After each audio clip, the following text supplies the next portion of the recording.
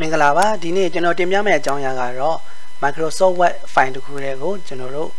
Portrait Landscape ထားနေကြောင်းပဲဖြစ်ပါတယ်ဒီသင်ခန်းစာကတော့ခုမှစပြီးတော့ကွန်ပျူတာကိုအသုံးပြုတဲ့သူများအတွက်ရည်ရွယ်ပြီးတော့တင်ပြပေးတာဖြစ်ပါတယ်ဟုတ်ပြီကျွန်တော်အဲ့ဆိုရင်ဒီမှာပေါ့နော်ဒီကတော့ကျွန်တော် default ပေးထားတယ်ဗာလဲဆိုတော့ landscape ဗာလဲဆို portrait ပေးတာပေါ့နော်အခု portrait ကျွန်တော်ဒီ portrait ပြီးပေါ့နော်နောက်ခုဘာယူမလဲဆိုတော့ landscape လေးယူမှာပေါ့နော် normal ဆိုရင်ကျွန်တော်တို့ file ချို့ဆိုရင်ပွားပြီးရိုက်ရတယ်ပေါ့နော်တစ်ခုပြီးတစ်ခုပေါ့နော် portrait လေးရိုက်ထားတဲ့ file သက် landscape ရိုက်ထား file ပြီးမှပွားပြီးတော့ပေါင်းပြီးထုတ်တာပေါ့နော်ဟုတ်ပြီခုမှကျွန်တော်ကဒီမှာကပထမဆုံးစာမျက်နှာက portrait ယူမယ်ဒုတိယစာမျက်နှာကကြာ landscape လေးပေါ့နော်ဒီ landscape လေးယူဖို့ကျွန်တော်ဒီ layout tab ထဲကိုတွားလိုက်မယ် layout tab ထဲကနေပြီးတော့ဒီ page set တဲ့ပေါ့နော် page set ကိုဝင်လိုက်မယ်ဝင်လိုက်ပြီးဒီ down arrow လေးပေါ့နော် down arrow လေးကိုကျွန်တော် click လိုက်ရင်ဒီပေါ့နော်ကျွန်တော်ရွေးနေတာ portrait ယူမယ်ဒီမှာကဘာကြီးဖြစ်နေလဲဆို whole document ကြီးဖြစ်နေလဲပေါ့နော်တကယ်လို့ landscape ယူပြီးတော့ဒီ whole document ကိုမပြင်ဘဲနဲ့ okay ပေးလိုက်ရင်အကုန်လုံးက landscape ပြောင်းသွားမယ်နော်ခုကကျွန်တော်က portrait စာမျက်နှာတစ်ခု landscape တစ်ခုလို့ကျွန်တော်ဒီ whole document အောက်က down arrow နေပြီးတော့ this white forward လေးတစ်ချက် click လိုက်မယ်ပြီးတော့ okay ပေးလိုက်မယ်ဆိုရင်ဒီဟာဘာရောက်မလဲဆိုတော့ဒုတိယစာမျက်နှာက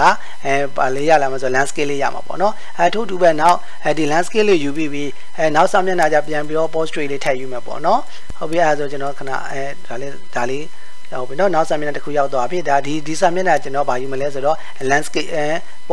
landscape ယူပြီး portrait လေးပြန်ယူပြမယ်နော်အဲဆို page set တွေပြန်ဝင်မယ် page set ဝင်ပြီးတော့ဒီ landscape လေးယူလိုက်မယ် landscape လေးယူပြီးဒီအောက်မှာနော် this section ဆိုရှိတယ်အဲ့ဒါနေကိုကျွန်တော်ဗာလေးယူလိုက်မယ်လဲဆိုတော့this white forward လေးယူလိုက်ပြီးတော့ okay ပေးလိုက်ရင်ဒုတိယစာမျက်နှာကျဗာလေးပြန်ဖြစ်လာမလဲဆိုတော့ကျွန်တော်တို့ portrait လေးပြန်ရလာမှာပေါ့နော်ဟုတ်ပြီပထမစာမျက်နှာကပထမစာမျက်နှာကဗာလဲဆိုတော့ portrait ဒုတိယစာမျက်နှာကဗာလဲဆိုတော့ landscape ပေါ့နော်ဒီဟာလေးကပိုးနေနော်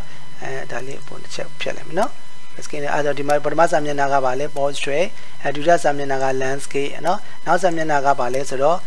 portrait လေးနော် portrait လေးပြန်ယူလိုက်တာပေါ့နော်အဲ့ဆိုကျွန်တော်ခြုံပြမယ်နော်ခြုံကြည့်လိုက်မယ်ခြုံကြည့်လိုက်ရင်ဗာလဲမလဲဆိုတော့ပထမစာမျက်နှာကportrait လေးယူခဲ့တယ်ဒုတိယစာမျက်နှာက landscape လေးယူခဲ့တယ်နောက်တတိယစာမျက်နှာကျ portrait လေးပြန်ယူတာပေါ့နော်ဒီလိုကျွန်တော်တို့ page set နဲ့ဝင်ပြီးတော့ဒါလေးပေါ့နော်ဒီ this section အောက်မှာ forward whole document this forward လေးကိုရွေးပြီးတော့ okay လေးပေးရင်ကျွန်တော်တို့ကိုလိုချင်တဲ့ portrait လေးတက်လဲ landscape လေးတက်လဲရလာမှာဖြစ်ပါတယ်ဟုတ်ပြီဒါတော့ဆိုရင်အဆင်ပြေလောက်ပြီထင်တယ်ဗျာနော်ဒီသင်ခန်းစာစမ်းပြီးတော့လုပ်ကြည့်ကြပါအဆင်ပြေကြပါစေဒီနေ့ဒီလောက်ပါပဲကျွန်တော်တို့နောက် video file တွေမှာနောက်သင်ခန်းစာကျိုးဆက်ပြီးတော့ပြန်လည်တွေ့ရှိရမယ်နော်